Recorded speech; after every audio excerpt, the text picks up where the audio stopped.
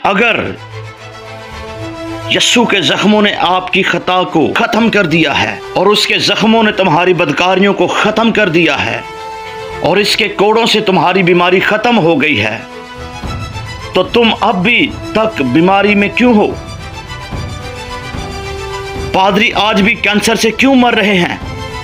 पादरी अब भी दिल की बीमारियों से क्यों मरते हैं? मसीही बीमारियों से क्यों मर रहे हैं? हमारे इस चैनल को सब्सक्राइब करें, लाइक करें और शेयर करें। और अभी सुनते हैं and sonship with the bond servant of Christ, John N.O.C.K. यसाया उसका 53 बाब और उसकी 5वीं आयत में लिखा है, हालांकि वो हमारी खताओं के सबब से घायल किया गया और हमारी बदकरदारी के बायस कुचला गया, हमारी ही सलामती के लिए उस पर सियासत हुई ताकि हम शिफा पाएं, हम शिफा पाएं। इसके दौरा से हम ठीक हो जाएंगे। फिर तुम्हें शिफा क्यों चाहिए?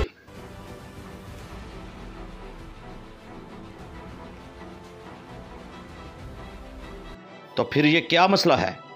हमें रूह की इस डिमेंशन में कदम रखने से कौन सी चीज ने रोका है जहां हमारी शिफा कायम हो चुकी है? गलत क्या है? क्योंकि हम एक मुबश्शिर को ऊंची आवाज से कलाम सुनाते हुए सुनने की उम्मीद रखते हैं। शिफा चर्च के लिए नहीं है, शिफा चर्च के लिए नहीं है, बल्कि उन लोगों के लिए है जो अस्पतालों में पड़े हुए हैं।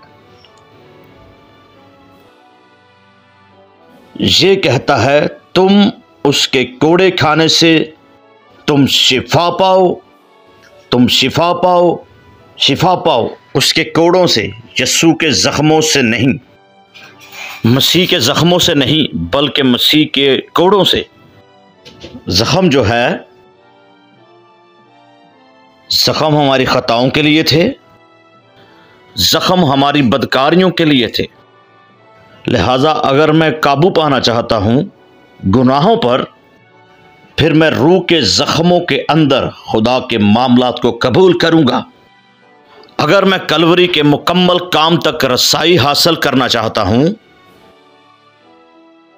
अपनी खताओं पर काबू पाने के लिए, फिर मुझे रूह के जख्मों के अंदर रूह के मामलात को कबूल करना पड़ेगा। और बाइबल कहती है कि जिसे बाप कबूल करता है उसे कोड़े भी लगाता है। और कलाम ये कहता है, अगर बाप तुमसे मोहब्बत रखता है तो वो तुम्हें सजा देता है। अब कोई इसका प्रचार नहीं कर रहा, उन्होंने आपको बस ये बताया, हालेलुया, यस्सु ने ये किया और इसे खत्म कर दिया। तो आपको कुछ करना नहीं पड़ा। यह मसीह के मुकम्मल काम में है कि हमने ये सब हासिल कर लिया है। लेकिन खुद से ये सवाल करें कि ये खुशखबरी जो हम तक पहुंची वाकई काम कर रही है? मसीही बीमारियों से मर रहे हैं, मसीही रोजाना की बुनियाद पर खुदा के हुक्मों को तोड़ रहे हैं। दर हकीकत हमारे मसीही जिस्म में ज्यादा खताएं हैं सेक्युलर निज़ामों के मुकाबले में। हमारे मसीही जिस्म में इससे कहीं ज्यादा बुराइयां हैं जितनी दुनिया में हैं। सवाल यह है कि अगर यस्सु के जख्मों ने तुम्हारी खता को खत्म कर दिया है और उसके जख्मों ने अगर तुम्हारी बदकरदारियों को खत्म कर दिया है, उसके कोड़े खाने से तुम्हारी बीमारी खत्म हो गई है, तो तुम अभी तक बीमार क्यों हो? पादरी अभी भी कैंसर से क्यों मर रहे हैं? पादरी अब भी दिल की बीमारियों से क्यों मरते हैं? मसीही बीमारियों से क्यों मर रहे हैं? तो जब हम देखते हैं कि सहीफे असरअंदाज नहीं हो रहे, या हमारे तजर्बात और हमारे गिरजाघरों और मसीही अकीदे की कम्युनिटीज में होने वाले वाकयात सहीफे जो कुछ कहते हैं उससे मुतफिक नहीं होते, हम अपना सवाल क्यों नहीं करते, हम क्या गलत कर रहे हैं? क्योंकि मैं नहीं समझता कि खुदा जिम्मेदार है, मैं नहीं समझता कि खुदा बेख्तियार है, मैं नहीं समझता कि खुदा का कलाम सच नहीं है। खुदा का कलाम सच्चा है, खुदा का कलाम आसमानों में कायम हो चुका है। यहां तक कि दुनिया की बुनियाद से पहले उसका कलाम आसमान पर आबाद है, क्योंकि तेरा कलाम आसमान पर ठहर गया है। अगर खुदा की दुनिया आपकी जिंदगी में इसके बारे में बात नहीं करती है, आपको अपने आप से सवाल करना होगा, मैं तो खुदा के कलाम के साथ दुरुस्त तरीके से सफबंदी में हूं, या कहीं किसी तरह मुझे कोई ऐसी बात बताई गई है जो आधी पीठ पीछे सच्चाई है। वजह यह है कि झूठ एक आधे सच से मुख्तलिफ नहीं है। एक बार जब आपके पास आधा सच है तो वो झूठ है। सच सच होना चाहिए, कोई भी मिलावट ना हो, कोई भी इजाफा ना हो। बाइबल कहती है ना घटाओ ना इजाफा करो। आप बढ़ा नहीं सकते और आप घटा भी नहीं सकते। इसे इस तरह कहो जिस तरह ये है, ताकि लोग खुदा की सच्चाइयों पर यकीन कर सकें। उन्होंने हमसे झूठ बोला है क्योंकि वो अपने गिरजा घरों को भरना चाहते हैं। तो फिर आज जैसे आप हैं वैसे ही रहें, जैसे हैं वैसे ही चलें। वो सिर्फ आपको आपकी दहियकियों और नजरानों के लिए उबारते हैं, लेकिन इस गिरजाघर में, इस जगह पर चर्च भी नहीं। बस अब हम इसे खत्म करने वाले हैं। ये वहम, ये फरेब, ये जुनून खत्म होना है। खुदा के तमाम मशवरे को खुदा के लोगों को सुनाया जाना चाहिए। मैं बताऊंगा कि हमने इसे कहां खो दिया है। हमने इन्हें नहीं बताया कि ये एक पहलू है, यहां एक काम है, यहां एक कुर्बानी है, यहां एक नतीजा खेजी है, यहां एक खराबी है, यहां एक तोड़ है, यहां एक शिद्दत है। खुदा की आजमाइशों में डूबना जो एक ईमानदार के लिए लाजमी है।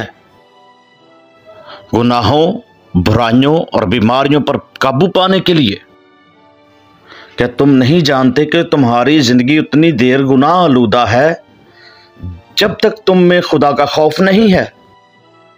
तुम फजल के नाम पर खुदा के कानून की खिलाफ वर्जी करते हो।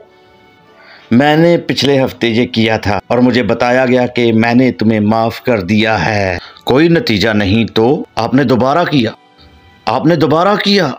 आप बार बार ऐसा करके रूहुल कुदस को गमज़दा करते रहते हैं। आपके गुनाहों ने खुदा की आग को मुकम्मल तौर पर बुझा दिया है, और क्योंकि आग बुझ चुकी है, रूह को रंजीदा करके अब आप बीमारियों का शिकार हैं। आपको अंधेरे की मुसीबत के लिए खोल दिया गया है। और मैं आपको कुछ बताता हूं, अगर आप बीमारियों, मुसीबतों, परेशानियों पर काबू पाना चाहते हैं, शैतानी ख्वाहिशात पर, जिस्म की ख्वाहिश पर, सबसे पहले खुदा की इज्जत करना शुरू कर दें। इसके कलाम का एहतराम करना शुरू कर दें।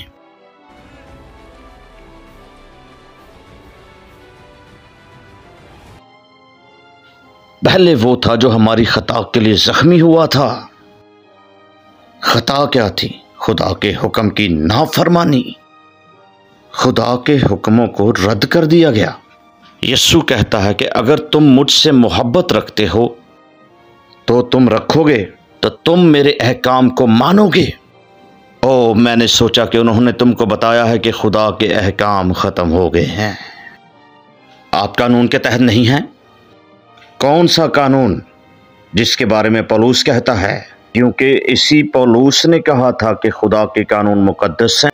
मेरे दिमाग के साथ, मैं अपनी रूह के साथ इसके कवानीन बरकरार रखता हूँ, लेकिन मैं ये खुद नहीं कर सकता। वो कहता है क्या हम गुनाह में ही रहें ताकि फजल ज्यादा हो? इसने कहा खुदा ना करे। जिसको आप अपना जिस्म सौंप देते हैं, आप एक इंस्ट्रूमेंट बन जाते हैं बदअनवानी के लिए, गुनाह के लिए और जिंदगी की रास्तबाजी के लिए जो है।